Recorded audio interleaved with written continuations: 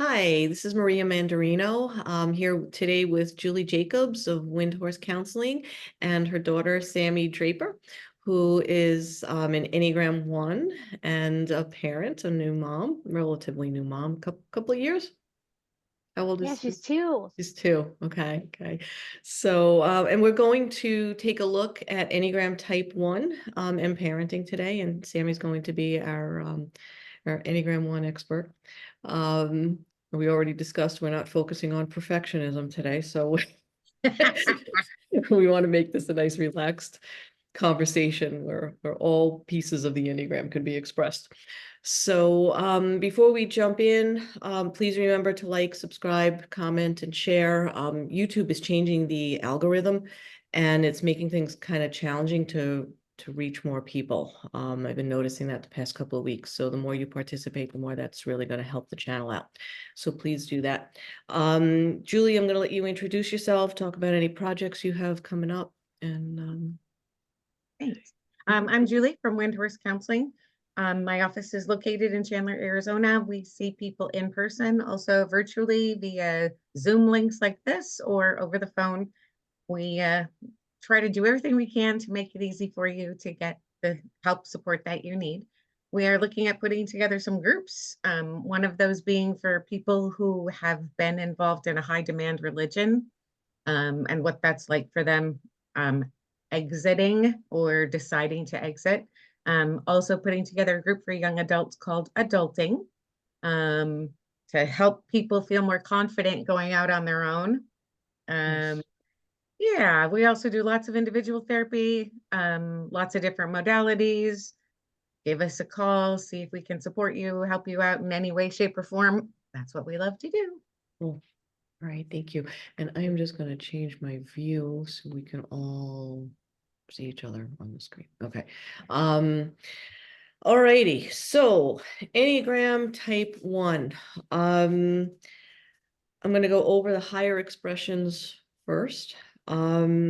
Sam, throw in anything that you want to throw in if I miss anything or anything that you want to qualify, because again, you have that unique insight into type. We have the theories, you have the living experience in the type. So type 1, responsible. They like to make things better. We call them the reformer. We do call them the perfectionist as well. Conscientious people, self-controlled, hardworking, honest. They make excellent supervisors. They're principled, focused on goals, accomplished, structured and organized. They have high standards. They are self-reliant, dedicated, sensible and fair, punctual, ethical, logical, and they apply reason. That's all the higher expression of the one. So what say you, Sammy? The punctual thing is not my strongest suit, Okay. but the other ones are pretty nail on the head. Okay, cool. All right. Tell me about the punctual not being your strongest suit. I think I just get I get wrapped up in like trying to make the most of my time and doing all of the things, and I Okay. lose my sense of time, and then I'm a few minutes late. Okay. Interesting. Does that feel okay to you or does it stress you? It used to stress me out more. Now I feel like I'm more okay with it, and people know that I'm well intentioned and I'm trying my best, and that's made it easier for me to be like, this is not where I'm going to put my stress. Okay, cool. And did learning your Enneagram help that to happen? Was it harder before? It might have been harder before. I don't know that was, I feel like that was more of like a larger personal growth thing, Okay. Yeah, that makes was sense. getting over that, getting Yeah. not getting as worked up and tense. Yeah. Okay, that makes sense. And I'd like to speak to the fact that because we discussed before we began recording that you guys are a whole big Enneagram family. Um, so and I didn't know that Sam was responsible for that. So um fill us in a little bit there. Where did that happen? When did that happen? And how did it roll out? think it was about 4 years ago. I had a coworker who was really interested in the Enneagram and was asking all of our coworkers what they were, and she like informed me that I was a 1, and I was like, no way, let me take the test. And I was like, ah, shoot, she's right. And then I was just like so fascinated because it really resonated with all the things, and I was like, oh man, that is my biggest fear. That is what I'm trying to strive for. And it like helped me feel validated that it was Wow. okay to be like this. Mm. And then I was like, well, now I need to know what everyone else is so I can understand where they're coming from Yeah. Yeah. and why they are the way that they are. Yeah. And everybody was on board with that? Did you get any resistance anywhere or? I don't think I got any resistance. I think that other people were excited and they wanted to know more Nice. about themselves too. Nice. That's perfect. I would love to hear that. Nice. All righty. So, so type 1 is in the gut center, the body center. We mentioned they like to improve things. They're focused on what is right or what is wrong. Sometimes we say what is good. Does one resonate more than the other for you? Good versus right. Does one word Good. good? Okay. Can you explain that? Tell me, give us some insight into the word good. I think it's like there's situations where there's something that might be right, but it's not what is good. And I want to be good.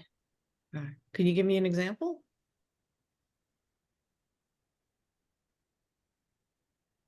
No, but I'm sure it'll come to me. Okay, cool. Okay. Yeah, All because right. there was something the other day that we were talking about. And you said exactly that. No, I want to be good. I want to do the right thing, but I want to be good. I want to be a good person here. I think it was I think it had to do with like telling someone something that wasn't necessarily like something that you want to share Right. with somebody. And the good thing to do was to keep it to yourself because it wasn't helpful, even though it was right. It Mhm. just wasn't helpful. It wasn't the good or nice thing to do. Mhm. Good. Okay. So good for you is it has like a moral connotation. Yes. Yeah. Okay. Okay. All right. And then we also talk about the focus being on what needs correction. How does that play for you? Can Does you it? elaborate a little more? Well, it comes from that idea of the one being the reformer, Mm-hmm. wanting to correct and tweak things or What am I going to fix, organize? Yeah, yeah. as soon as you said that, I was like, I organize and rearrange things for like optimal efficiency. Okay. Okay. How about as a parent? Where do you see that coming up? I think like organizing like all the supplies, I Okay. definitely I like to do that and I do that a lot. Like the Mhm. diapers are always in a certain way. The backup wipes are always in a certain way. Uh-huh. Um, and I think like sometimes I had some struggles around trying to keep a perfect time schedule. Like the baby should be awake this long and then asleep this Mhm. long and then wake up this time and eat this much food. And that was some stuff I had to learn to let go How'd you do that? The letting go. the hard way, naturally. So what did that look like for you on an average day? How did that play out for you?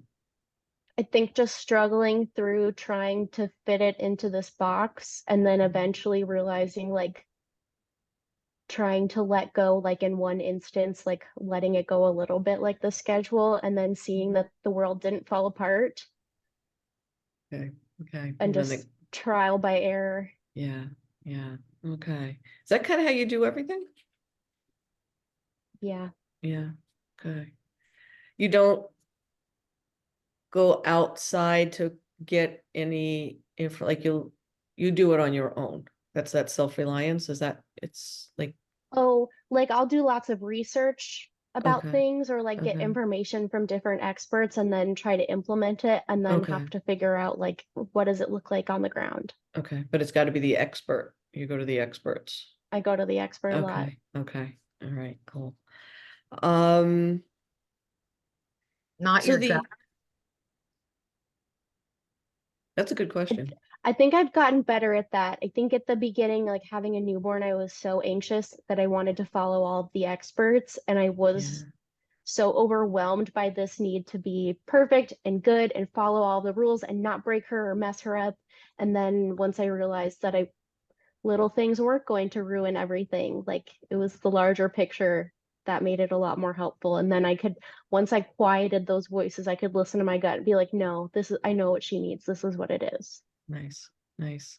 So if you guys have not seen the episode a few months back, where I interviewed Sam and Heather Bergstrom, Sam talked about her birth experience, giving birth to her daughter. And I really urge you, if you're interested in the type 1 journey, go back and listen to that episode. So the gut center, you were entirely coming from the gut center through your daughter's birth. And I don't know if you want to just speak to a little bit about how she came into the world. But I think it might be an important piece to the other side of parenting. So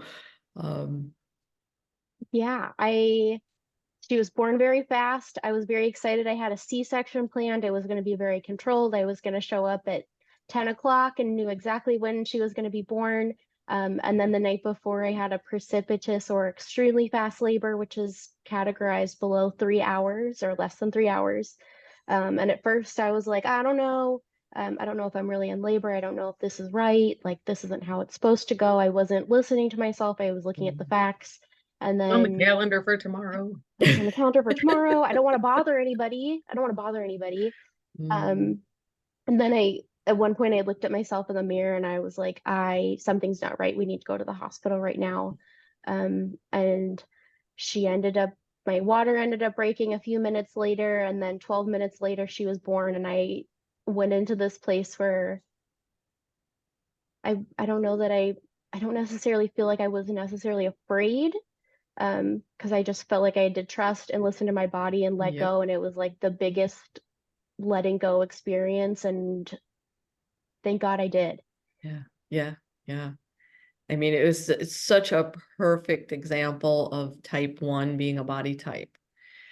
So having that body experience, okay, and then being a parent and wanting to go to the expert, you know the difference between that body knowing, that gut knowing, and what happens to you when you want to go outside to get an expert. So I guess one of my questions would be, how or does the Enneagram help reset you? Because you do have that, I mean, you have a monumental experience with the gut center, that no one can ever take from you. All ones are body-centered types. I don't know that all ones have such a monumental body experience. So having that body experience and then having those moments of, what if I'm not good or right? I got to go to an expert. Is there ever something that you, through the Enneagram, that makes you check yourself and not do that?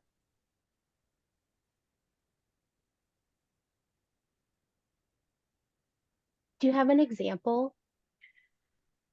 And it might not be for one, but for just so I know how to better answer. Remembering what your body feels, I think, would be how, what I, so it, like, not remembering, what does your body feel when you've got that urge to, I got to check this, I got to make sure it's right, I don't want to mess her up, I've got to be good.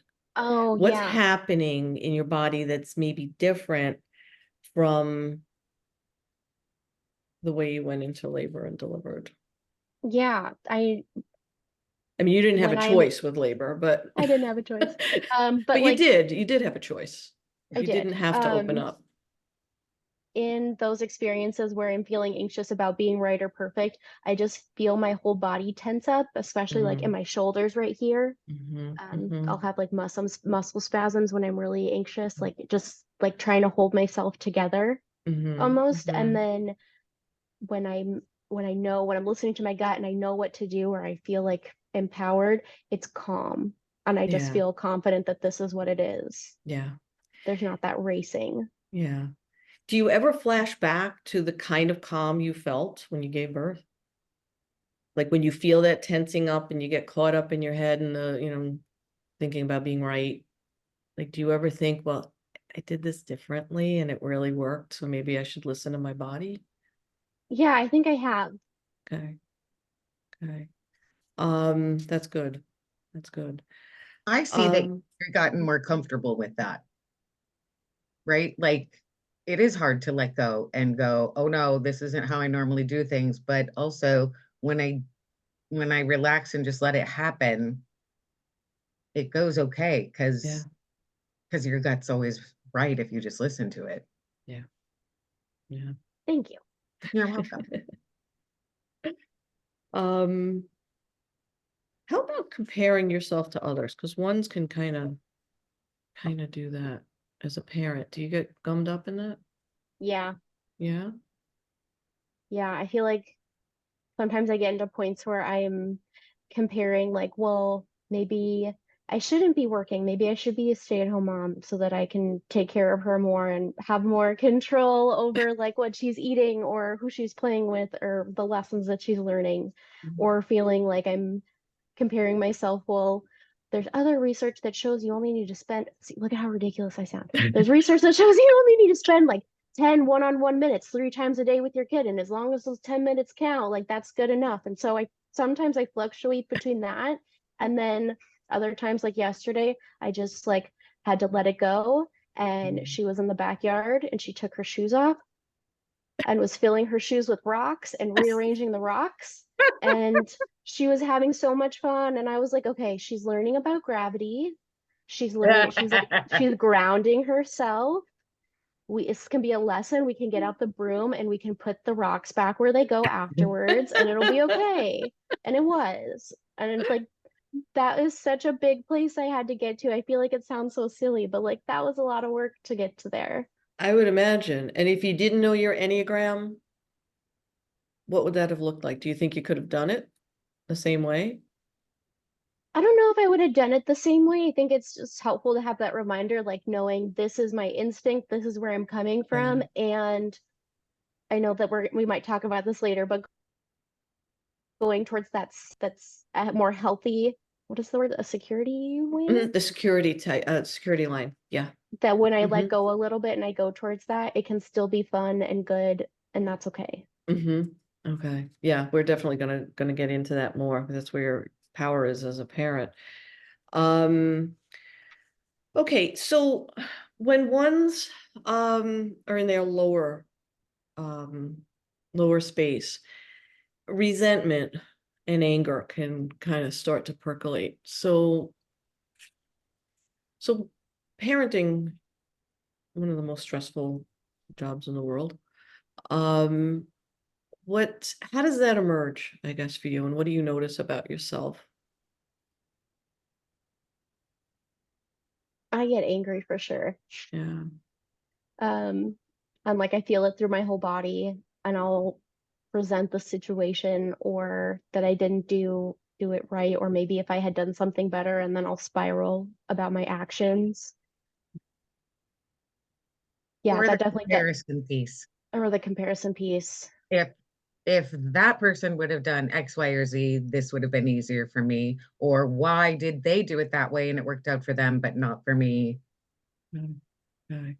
Is that a slow build for you? Do you notice it, or does it just kind of land on your plate and then you kind of get angry? Like, how does, I feel like there's little pieces that I pick up along the way, and then something will happen, and all of a sudden I'll remember all of the pieces that I've been frustrated um, about and blow up.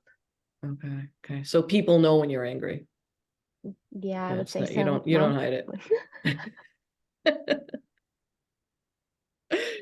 Yeah, but Okay. you're not mean or malicious. Yeah. no, It's I'm not just like like a people little know you're tornado in angry. myself. Yeah.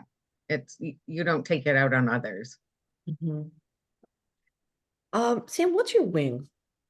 A two. Your two wing. Okay, that's what I thought. All right. So 2 being the giver, the helper. Yeah. All right. Going through my notes here. I think that's a spot that I would also want to touch on about the resentment is Uh-huh. being a 2 wing, is that I like to help other people and make sure things are nice and good for other people. And then Yeah. I'll turn around and then all of a sudden I'll be so upset because I haven't done anything for myself and no one's here to take care of me. That's my Yeah. job, and Yeah. get frustrated about that Yeah. too. What's it like for you to accept help? The worst. Why? Because it feels like I didn't live up to my own expectations about being able to do it myself. Okay. Julie, anything you want to add in on that one? Well, the accepting help piece. So, right, it's good to be self-reliant, but then there's a line where being self-reliant is you're hurting yourself at that point, right? When you can't accept help. And other people see that as you shutting them out. That's not your intention, right? Your who you are, your DNA says, I can do this myself. I'm self-reliant. I don't need anybody. But then there's that helper piece and the resentment piece when you get so stressed. That's like, why isn't anybody helping me? Why can't they read my damn mind? Because I'm not going to ask for help. I can't ask for help because if I do, then I'm not good enough. And that seems to be kind of a recurring theme is if I don't do this, I'm not good enough. If I don't do that, I'm not good enough. It's never, I did the best. I shouldn't say it's not, it's never. That's the struggle, right? Is Mhm. it's never, I did the best I could today. Right. It wasn't good enough.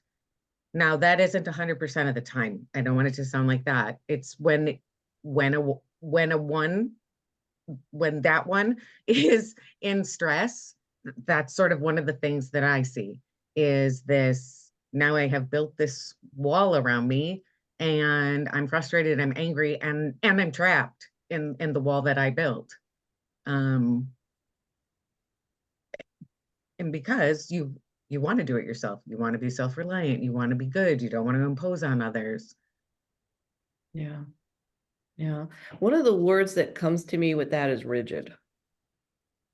That wall. Because there's the shutting out. I think of shutting out as more of a 5 thing. Ones that do the shutting out, um, and I don't know if this is my own type coming into play here. It feels like there's judgment outward as well. I don't know if that makes sense. Like Because toward the other people. yeah, because you're so caught up in your own self-reliance and not being as self-reliant as you want to be, not being as perfect, that others in being in feeling shut out, I think also can potentially feel judged because they feel the rigidity of that one that's got the wall up. And it's like, well, those standards are so high and they're so pissed off at themselves that if they're pissed off at themselves and they're always hitting the mark and I'm never hitting the mark, I'm not even going to go near that when they're in that state. I don't know if that makes sense or if that's just maybe how a 5 would translate that. I don't know. I mean, Julie, you're a 7. Yeah, How does it play for you? Because you have that relationship to the one. right. So Well, before I answer that, because I'm distracted with something I thought of, um, when I see it in clients, right? mhm. So I'm not talking about Sam here. Yeah, yeah.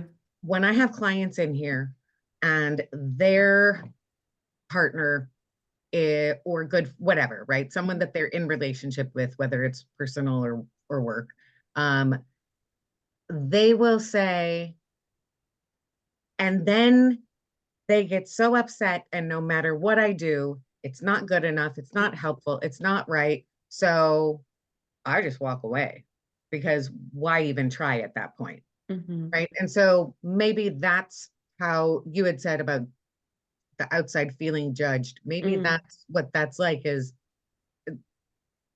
I'm in a no-win situation here. I don't know what to do. I don't know how to handle it. And rather than ask questions, I'm just gonna go, Yeah. sounds like a you problem. Bye. Right? Which isn't necessarily Right. helpful, or maybe No, it is to the no, one who is going, I don't maybe. think so. I don't know. Is that helpful, Sam? Because I'm thinking not. I don't I'm, think that's helpful. And as you're saying it, I'm thinking like my husband's an 8, and there are definitely like instances where he's just like, this isn't my problem. She's dealing with this. I've offered her some objective solutions, and I can't. yeah. And I So know he that goes to about 5. He checks out and goes to 5. Yeah. Um, yeah, and the one thing you probably want is some level of, is approval a good word? I would say, I was going to say validation, but I think it's validation that feels like an approval that you did a Reassured. really good Yeah. job. Yeah. So it's for 1, I mean, we don't use the word connection with 1, but you're a 1 with a 2 wing. So the 2 is probably looking for that connection, Yeah. and that expression of love and approval. And vibrationally, we're at in that state of anger or resentment, it ripples. That kind of energy just, I think, ripples in any type, because we all do anger. We all do anger. We do it for different reasons and in different ways. But yeah, it has that opposite effect of what we're actually looking for. So, and Julie, I don't know if there was anything you wanted to add, because you said you kind of got distracted with something and was thinking about something else. So is there something else that connects to this? Well, that was the thing that I That had was wanted it? to Okay. say. Yeah. I Okay. see it as you had said, approval or validation, Yeah. reassurance. Yeah. Yeah. Remind me that I'm good. Reassure Yeah. me things are okay. Mm-hmm. Yeah. So the highest expression for 1 is serenity. And Serenity. serenity. Yeah. Yeah. Mm. So, and I mean, I'm going to keep going back to that experience when you were in labor and you went to serenity. That surrender was that you were in the highest expression for your type. So yeah, and I think when ones are angry, that's it's some awareness around not having that serenity has to be there. So That's interesting because then when you're in that space, that's when the tension leaves your body. yeah. Yeah, and that's the whole awareness thing. It's like if we just can even put a word or a name on the thing that's missing, we know where we stepped off the path. And if we don't know that, all we know is we're pissed off. And then the ramifications of that are pushing everybody away. It's the last thing we want. No, this is why we do the same things over and over again and say, why does my life keep going like this? I don't mean to say that the Enneagram is the only thing that can prevent that from happening, but it sure helps. So, So especially for the one going to the somatic experiences is helpful, right? Like yeah. what am I feeling in my body and where am I feeling it? And for me, what does that mean? And I think, when did I do this before?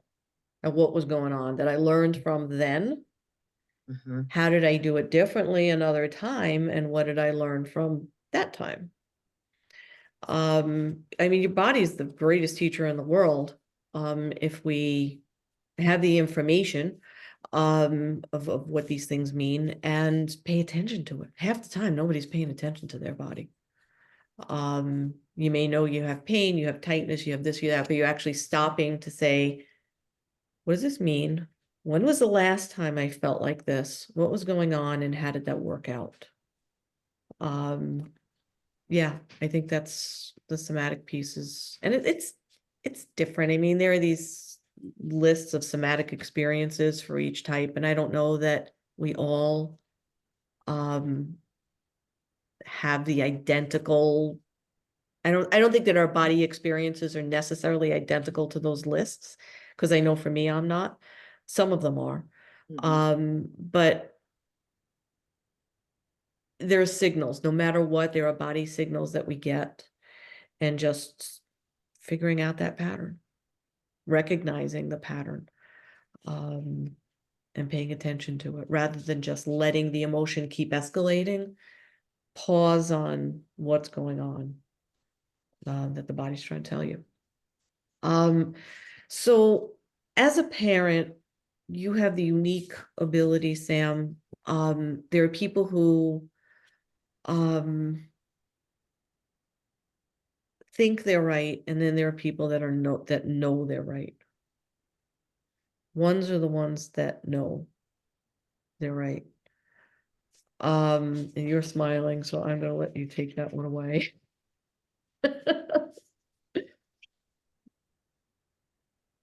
You. First of all, what's that You like? know.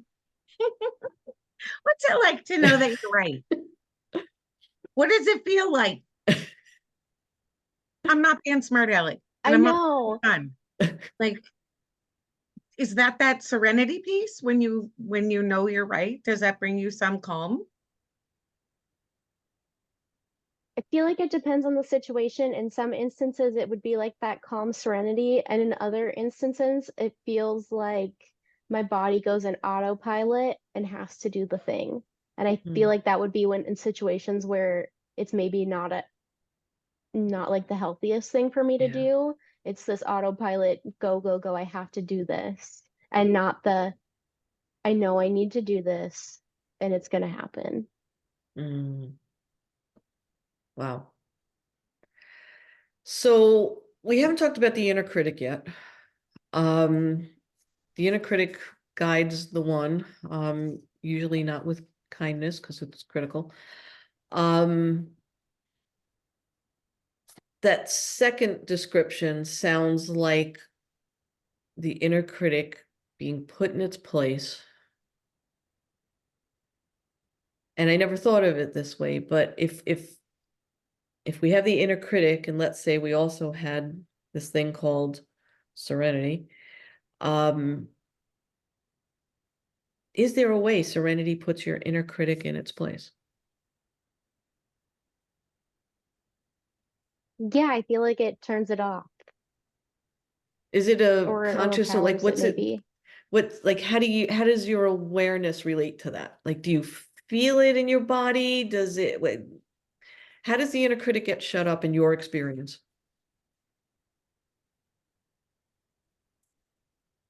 I feel like it's either once I've done the thing and I like got it out of my body and I've got like sometimes like getting the zoomies out, like I've got it out of my body and now I'm calm and I can move on. Or nope, I lost my thought. I want to ask mom what you have seen or Uh-huh. what you've noticed. I think that once you quiet your inner critic, then the serenity comes. I don't see the serenity managing the inner critic. I see the serenity going, well, I'm here when you're ready and you're done with that nonsense, right? Like that's how I see it, is like almost like you know that you will get to that place of serenity once you silence that inner critic, but you have to go through the steps because that's the right way to do it, I guess right? that's my, like, what are your steps? That's probably what I'm getting at. That's, I feel like I have to do everything the hard way. A lot of times, like I have to go through it the hard way and like exasperate every potential option that I have. And then once I feel confident that I've done my exploration and I've settled on what the way to go forwards is, I can move forward and be like knowing that it's the right thing to do. that sounds exhausting. I'm exhausted. Yeah. I And was I So feel like, go ahead. no, you go first. I was going to ask you, Maria, is that a one thing? the exhaustion, No, the learning to do everything the hard way. I think so. Uh-huh. Yeah. That's what I see that commonality. And I didn't know Yeah. if it was just small population size that I've been looking at, or if that is more of a thing. And I think Yeah. that's a cool thing to kind of be aware of, Yeah. right? Like, oh, You're someone who has to learn everything the hard way or experience it yourself in order to know it, believe it. Yeah. So my acupuncturist hat just went on. I'm thinking of the Tao. I'm thinking of a tree, right? And the tree that yields to the wind doesn't break, right? But the one that's rigid is the one that's, apt to snap in a storm, right? And doing everything the hard way to me is running the risk of the tree snapping. Which I think is something that ones are prone to. I'm gonna add So, to that uh-huh. because I love trees. Um, Something that was an interesting experience for me was the biosphere too, and near Uh-huh. Tucson, Yeah. Arizona. They have that amazing greenhouse, and there's all these trees in there. And I was asking, like, why do the trees just stop growing? Did they know how big they can get? And it's because there's no wind to test them. They can't get any bigger Oh, because the wind helps strengthen their root system so that they can grow taller yeah, and branch out more. And yeah. so there's both Wow. parts where it's like you got to find the balance. Like you need Yes. enough wind to make you strong enough to weather the storm, but not too Yeah. much where you just destroy yourself. Yeah. Yeah. Yeah. I think that's the key with the doing everything the hard way, especially as a parent. I mean, I can't imagine living life from a space of doing everything the hard way at all, but I can't even begin to wrap my brain around that as a parent. Um, And you said you were exhausted. So what is one, because we don't think of that word with a one. Um, what does exhaustion feel like to you? How do you experience it? Not just physically, but like in your spirits, like what does that mean to you? I think it feels like colorless, maybe Um, just drained emotionally. do you let anyone know? Probably not. Yeah. And then how do you work through that? Usually I in doing it the hard way, I wait till it's like I can't go any farther down than this. And then I'm like screaming, Okay, so the I'm a anger. mess over here. Yeah, yeah, yeah. Okay, okay. That sounds pretty consistent. So that's a You're a perfect really segue. perfect one. Thank you. Yes. So the lower expressions of type 1, we talked about the anger. They feel flawed. They can be opinionated. They're self-critical, but critical of others as well. They can nitpick. I think it's important to say that when they're doing those things, it's not out of meanness. It's perceived that way often, but it's not out of meanness. It's out of a desire to make this person they love better, or suffer less, or struggle less, or they just want to improve. So while it seems like nitpicking to the person, it's not coming from a mean place. The anger and resentment we mentioned, they're self-judging, defensive. The inner critic gets out of control. They make others feel that they'll never measure up because they're doing that to themselves as well. Hard to relax and have fun. Um, they can hoard their work because if you're going to do it right, you better do it yourself. Um, and they feel that they have to prove their worthiness. Um, if they see unmet potential in those around them, particularly loved ones, that's really, really hard for them. That stresses them out.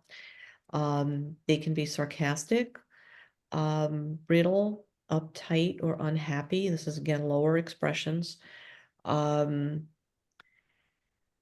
their focus on improvement can become a point too far. And that can mean a few things. It can mean for them or others. And you don't want to argue with a one because they're not going to let go of what they feel is right. So that's in their lower expression. It'll be a dog fight with an unhealthy one. And something else I want to add about the inner critic. because this inner critic is so brutal. I mean, the inner critic will say things to the one that they would never on their worst day say to someone else. And that can put the one in a real place of depression and just feeling defeated. And if you have a one in your life and you're struggling with a one that's in their lower expression, understanding that pain that is just in the deepest internal part of their world is going on at any given moment. I think that's an important consideration. So, Sam, I guess my question, it was a long list of words. As a parent, when you're in your lower one, does any one of those words or a couple of them come out to play first? I think definitely like hoarding the work. Mm.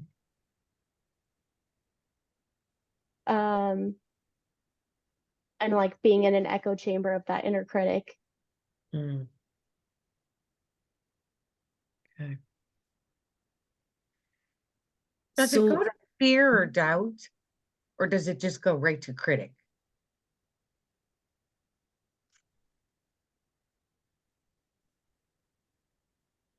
Both. Almost simultaneous. Yeah. Like it can start off as maybe there's this little fear or doubt nudging at you, and then all of a sudden that inner critic goes, well, of course it is. Yeah. So this is a question apart from the parenting piece. Do you remember the first time you heard that voice? I don't remember not hearing that voice. Whoa. Wow. Wow. Okay. So would you say your fuse is short or a long fuse? I would say it's gotten slightly longer. Okay. Since being a mom? Yeah. Yeah. Yeah. It So definitely used to be shorter. what helped to get longer? I want to see what the words were behind the facial expression, Julie. What? The facial expression you made. I did.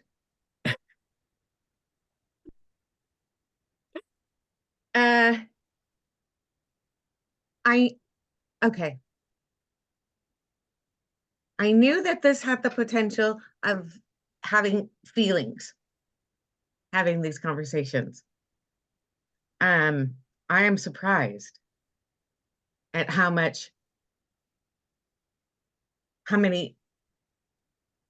feelings I'm having over one of the questions and answers, and going through it in my head and going, yeah, that feels true. Right? When you said, do you remember the first time you heard that voice?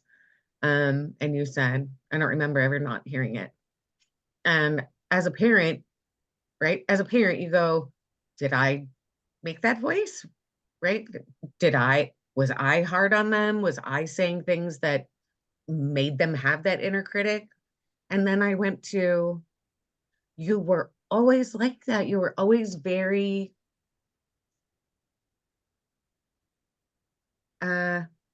the opposite of happy-go-lucky, right? Like you have to show me what's good for me to have joy or happy. I don't come into something happy waiting to be disappointed, right? Like that's not your, what would that be called? Like your set point, your sort of your normal. Yeah. Like your normal is curious and observant, and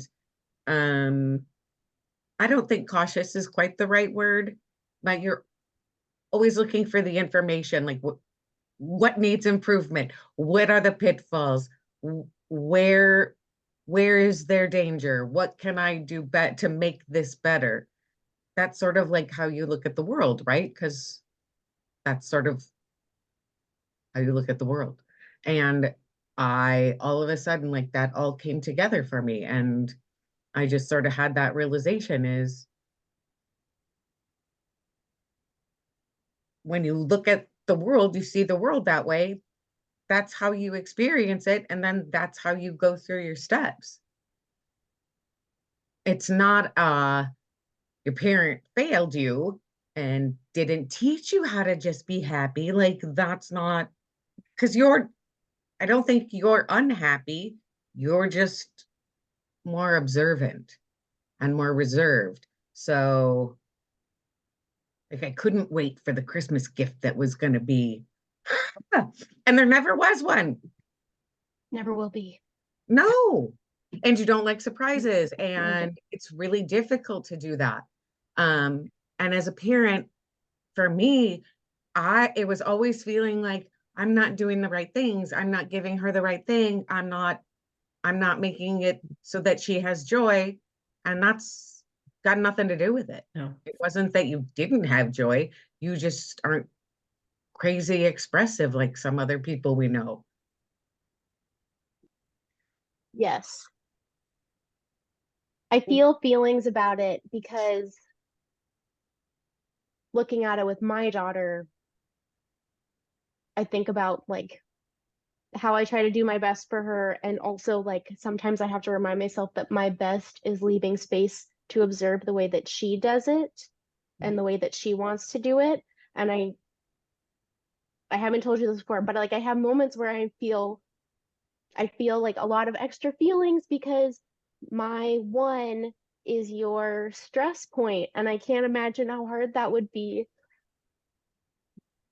or what that will be if that is the situation. If JoJo is like a 4, my stress point, how hard that could be, because you lean into your children, like you leaning into me in the way that I do things isn't your best self. That's my job. Yeah, fix it. So when I do this, Maria, I work- didn't want to derail that for you. no, this was perfect. This was perfect. There's like so many directions I want to go in with this. First of all, I want to talk about that relationship between the lines and the possibility. Let's say JoJo does end up a 4. She's And not. Over my dead body. No, I'm kidding. A highly evolved 4. And we don't, she's forming, right? But wouldn't it, and I know you're because you're seeing you're thinking of this through the low side of type, but wouldn't it be geometrically perfect in terms of the sacred geometry of the Enneagram if that could happen? Oh. Because each of the 9 types is a reflection of one of the faces of God. So not one of them can be a bad idea. All right. And you are a unique Enneagram family in that everybody is a different type.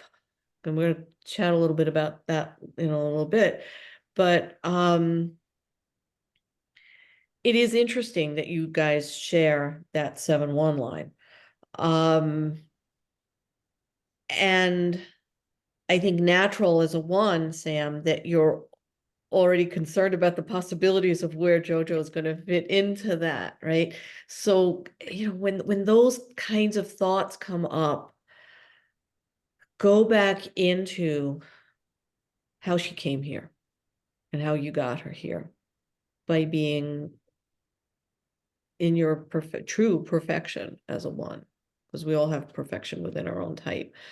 But the other thing I wanted to talk about is Julie, as you were saying, what if, did I do that? I don't think that's how this Enneagram thing works. I strongly believe that, and this is why I also do astrology. We come in here with a goal. And in the astrological chart, they call that the natal promise. We come here to learn something. And that's in our chart. Before we, as we take the breath, right? The first, we're just coming through and we get this thing that's called a chart. And then over the next 21 years, we get to live out that chart in what becomes our Enneagram. So I don't think for 1 minute that a parent can bestow on a child the low side of type, and that it's as simple as that. It is so not that. I think that's a very toxic application of the Enneagram. If anybody, thinks that that's how this stuff works, it doesn't. And I think that all of us in our lower expression can be tempted to take that idea on. Especially with something like parenting, because you guys brought up the word that fives never use, feelings. So and that was really, it was beautiful to see and be part of. Between Julie, you're a head type, Sam, you're a body type, and to explore that word feelings, and see, not just explore them, but see them in both of you. So I do not think that one person, parent or otherwise, can cause someone to be a type, let alone the lower expression of a type. This is such a multifaceted experience through the Enneagram that I think always has to look back and mirror the chart in some way. And none of us are perfect. That's why we're only 1/9 of the equation. So yeah, no one person has that much control over somebody's spiritual evolution. But we all contribute something, but it's the inner, it's how the person is seeking to get their needs met that is more of what the Enneagram is about. And I don't think that that's ever one person that can bring that to the surface for them. So Sam is the person that's living out the one. Does any of that feel Yeah, I right? was gonna be this way no matter No what. matter what. Yeah. Yeah. And I think that what's your astrology? What's your sun? I'm a Taurus. Oh, yeah. Okay. What are your other two? What's your rising and your I'm a Taurus with a Pisces moon, so I have lots of feelings. okay? There's your And two. There's your and I two have a wing. Scorpio rising, so I'm Okay. angry about it. Okay, well, there you go. There you go. And that's what you came in with, that blueprint. This is what I came here to learn. And your Enneagram gives you those opportunities. So beautiful, beautiful. All right. You were born at the exact right minute, darling. We all are. You chose to be born at the exact right minute. Mhm. You're a good Yeah. one.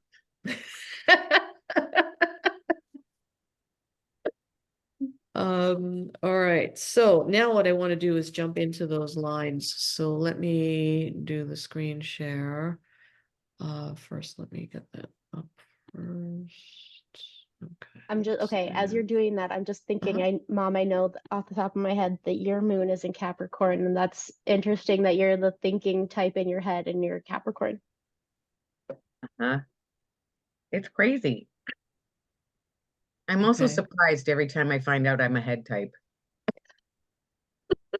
Well, yeah, because it's that sevens are doing the thinking about it's, if that I got to get away from pain, it's the thought process. Yeah. Yeah. All right. But do you know what your wing is? I don't. You're a No, 6. just come to light Is she a that, 6? that I'm truly a 7. So Huh. Okay. a 6, I think you're a 6. I'll go read my 6 page and see. So so the one will go to 7 in security or attainment, when you want to reach a goal, when the inner critic is not dominating your thoughts, you can access the 7. When you're stressed, you're going to look like a low 4. So the other side of this is, as a 1, you're going to go to the high 7 typically. And as if you're stressed out, you're going to go to the low 4 typically. So from the parenting perspective, when you go to the low side of your stress line, I would think as a parent that can happen often. So 4 being the, I have to be special, I have to be unique. And again, 4s, don't get upset with me. This is the low side of the personality. Okay. It's not like where 4 lives.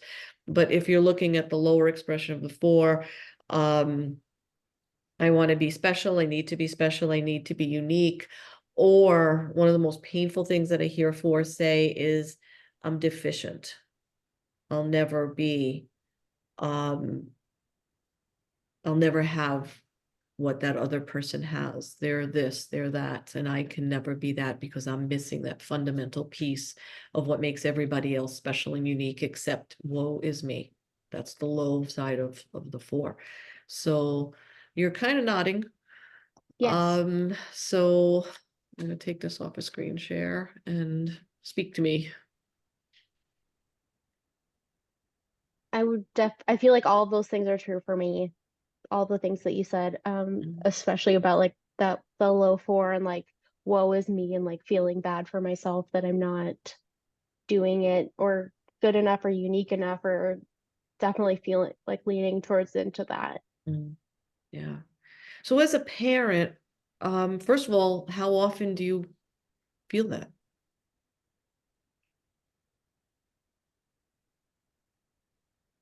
I feel like I've been doing a good job lately and I haven't been feeling like that, Nice. Good. but Good. that's recent. Okay. Okay. Did it get easier as JoJo's getting older?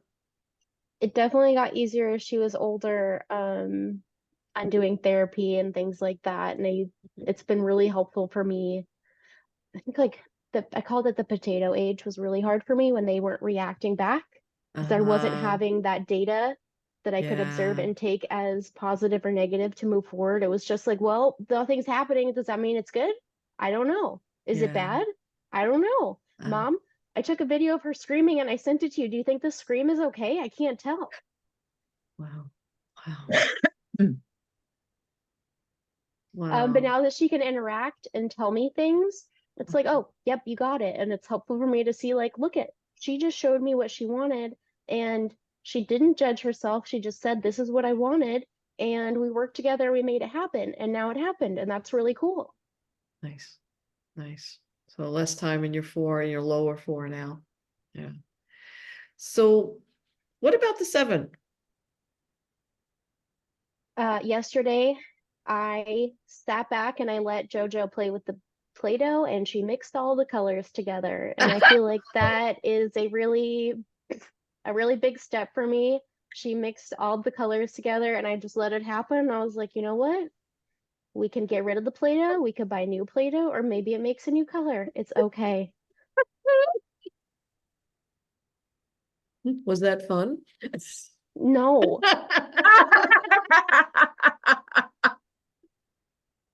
That's because a 1 is honest. That's why. Yeah.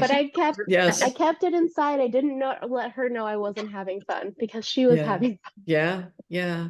Was there anything in you that could appreciate that, even though it was uncomfortable for you, that it was fun? Like, could you even like appreciate that it was fun for her, even if it wasn't fun for Yes. you? Okay. Yes. Okay. How do you let your fun show as a mom? Or not even show. How do you have fun as a mom?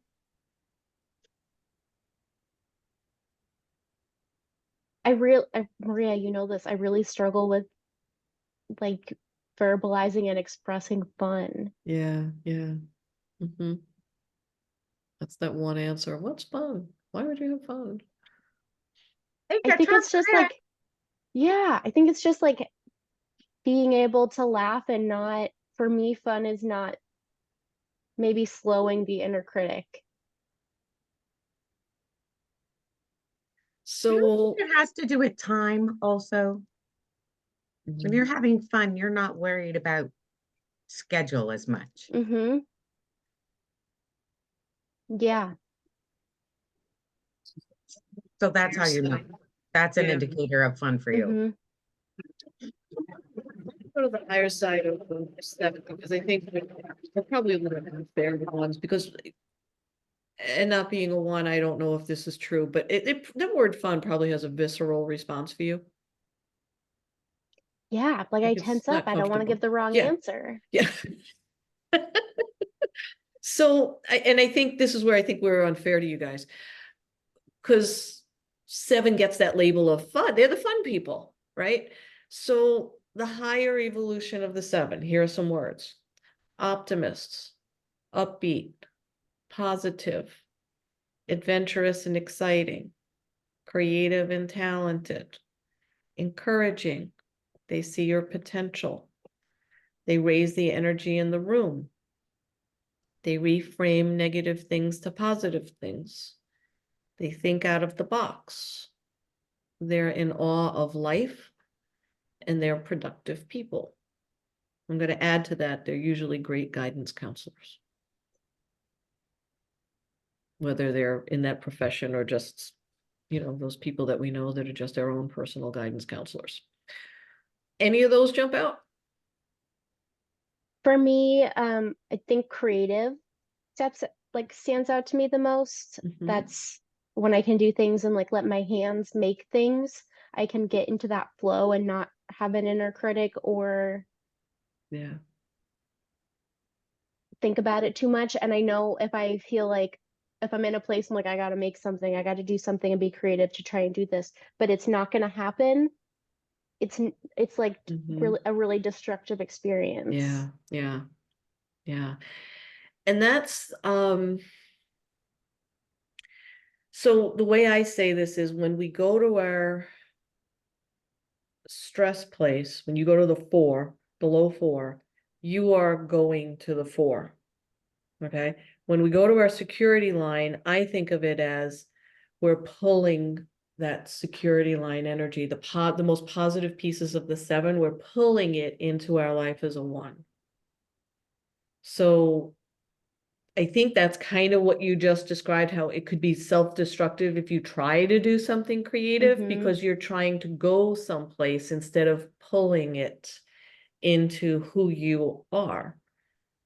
And in the pulling it in, I think that's where the inner critic can't get oxygen, you know? So the other word we use for the security line is the attainment line. And we want to achieve a goal, when we want to do something, when we feel, in your case, when you feel serene enough to be who you are, you have access to that energy of the seven. So, so you mentioned creativity, and not intended creativity, how that feels different to you. But as a mom, how often do you hit any of these words? Optimist, upbeat, positive, adventurous, exciting, creative, encouraging, raise the energy in the room, reframe negative to positive, think out of the box, in awe of life, and productive. I think creative, encouraging, and like doing the word swaps to make things more positive Yeah. are the places that I would be better at. Like, oh no, you spilled the milk. How great is this? This one spot of the floor is going to be really clean and we can do it together and learn. Like those types of things I feel like Yeah. are like healthy ways I can do that. Yeah. Um, Yeah. but I don't know that I would never call myself like particularly adventurous. I will go on an adventure if I know what the rules are. Okay. Okay. But that's still an adventurous gene for a one. It's still using seven energy in a one way. Yeah. So, yeah. You will choose to participate in something adventurous, but you have to choose. Yeah. You don't want someone to just spring it on you. Absolutely not. So you mentioned to me that this morning JoJo was stamping in stopping in puddles, Yes. which we don't get a lot in Phoenix. So any 7 energy come into that anywhere, or was it all 1? I think that experience was all 7 Okay, because cool. it was just like I feel a lot of joy seeing her being joyful and experiencing it and not holding herself back. She saw the puddle, she wanted to touch the puddle, and I love that for her. Yeah, yeah, yeah.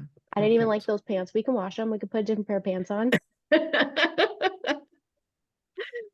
Awesome. So the security line is where I tell parents they have, that's where their power is. That's where they are empowered, is in that line. So in those moments of you're in either the low side of your type or you're going to your stress line, this is the awareness piece of the Enneagram. We do have choice. Sometimes choice feels more natural than it does at other times.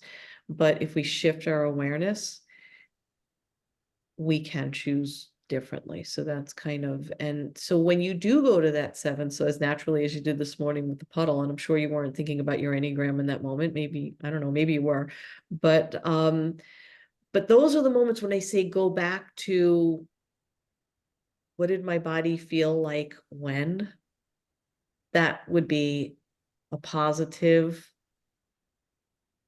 use of the Enneagram, instead of just thinking about how did I feel when I was tense, or what, or when I got angry, but to also think of what was going on when I felt that complete feeling of joy and awe watching my daughter just stomp in puddles and making a mess of her pants. And, you know, how was that moment different for me in every way? A heart, mind, body, right? When you are in another expression of your Enneagram that maybe isn't so, such a positive expression. That's kind of how I use the Enneagram. So we don't want to leave out your type 3 brother. Because we have instructions not to leave Max out. The type 3 said so. I don't want to be left out. What about me? What about me? And type 3 brother is the type 3 uncle as well. So what can you share? I feel like I have a good example that shows like the dynamic of the 3 of us. My mom, there was a clearance sale. We bought these cool benches. They were on sale. Let's buy them. They're exciting. And we're like ramping each other up like, yeah, this is gonna be so cool. We bought them. We brought them home. And my mom's like, there's instructions. Would you like to build it? And I'm like, yes, I would love to build it. I will follow the instructions. I will put it together perfectly. In comes my brother Max, the 3. We're building something. I could help with that. Let me go get a screwdriver or a drill because the drill will be faster. And he drills it so hard that he's made a couple cracks in the bench, and I'm freaking out. And he's so proud that it's done and it works and it's done and it looks good. And the part that's a little bit cracked has a bench cushion that goes over it, and it's okay and it's done. And I'm Family project.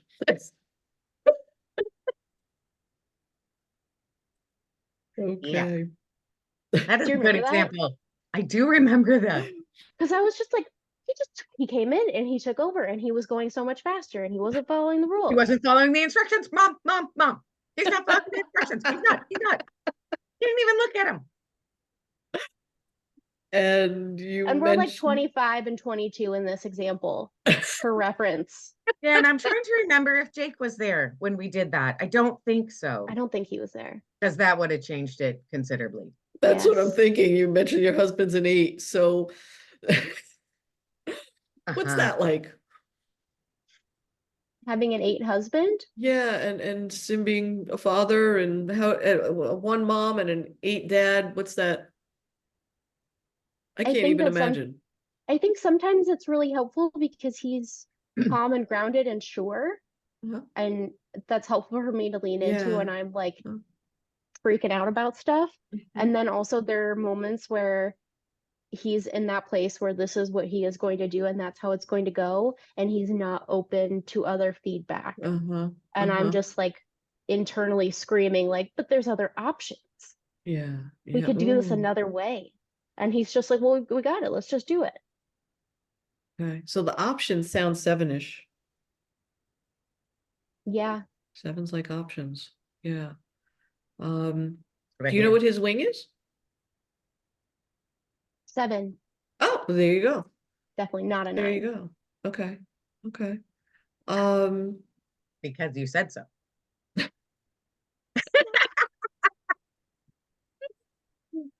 do you think knowing your Enneagram, both your Enneagrams, well, actually, all three, like, Julie, knowing your as being grandparent, Sam being the mom, and Jake, knowing his Enneagram type, how would you say it's helped you as a parent, or has it? Help me as a parent. Yeah.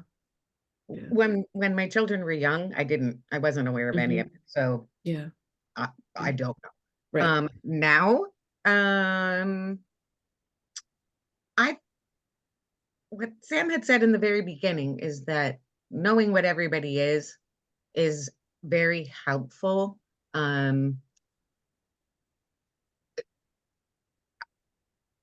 It gives you some groundwork on what to sort of expect or not be surprised by, right? I think it gives you a little more options to be like, they're gonna do it their way, right? Which might be different, but it isn't wrong. Right. Everybody has a strength. Yep. And I think it is cool to have people of all different Enneagrams because there's a lot of strengths. Yeah. It's not always the same person. Mhm. And learning to work together and go, hey, Sam, this thing involves reading the instructions. You're really good at that. Can you do that piece? Yeah. Hey, Max, this needs somebody who can just power through and get it done really fast. Could you do that piece?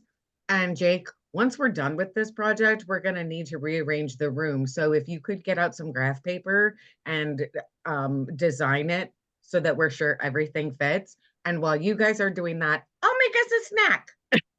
I was just gonna ask, what would they want you to do?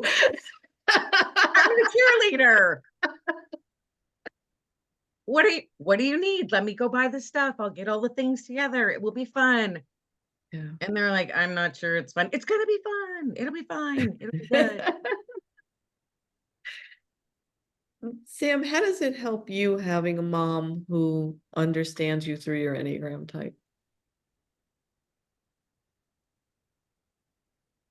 I think it's helpful in that she can give she can be an example of how to give myself grace about Mm. things, because I can spiral about something shocking, and I can talk to her about it and explain that, and then she can give Mm. me feedback that doesn't have an inner critic coloring Yeah. the opinion, and then it's helpful to be like, oh, there is another way to look at it. Yeah. Unless Yeah. I'm too far gone, then I'm just Mm. Yeah. Yeah. I think sharing that line from 1 to 7 is also just such a blessing. Because your mom can always reflect back where all your superpowers through that security line. When the inner critic is, trying to get the upper hand. She understands that part of you, and you understand the other side of her lower expression of 1. And getting back to what I said earlier about, we all come in with the natal promise in our astral chart. I believe you guys worked that detail out before you got here to do that for each other. So, and I know you guys a while, and I've seen, before I even knew what the Enneagram was, I knew you guys, and I've always seen that dynamic at hand. So, so yeah, I'm glad you guys have that, and that your family has that. Mhm. So, yeah. All righty. Well, thank you both for being here and sharing all of this with us. Appreciate it. Thank you. And That was cool. yeah, it was fun. The 5 said it was fun. Don't tell anybody. We really accomplished something here. The 5 said, don't, the 5 said, that was fun. And the 1 said, let's keep that a secret. We won't tell anyone. Miracles have happened. Oh gosh. Well, thank you again, Julie. Thank you. windhorsecounseling.com. Yeah. If you want to work with Julie. Sam, do you have any projects or anything that I don't know if you have anything that you want to share with anybody? I work for a nonprofit protecting the environment for Nice. animals and people. And so I'll just give a shout out that April is Water Awareness Month. So be mindful of Yeah. how much water you're using, if there's places you can conserve, and to Yeah. be planting native plants for pollinators. Yeah. Yeah. Thank you. That's And let the trees enormous. get the wind, for heaven's sakes. Yes. Yeah, I'm gonna take that one with me. That was insightful. Thank you. All Mhm. right. Thank you both. Thanks, Maria. Okay, all righty.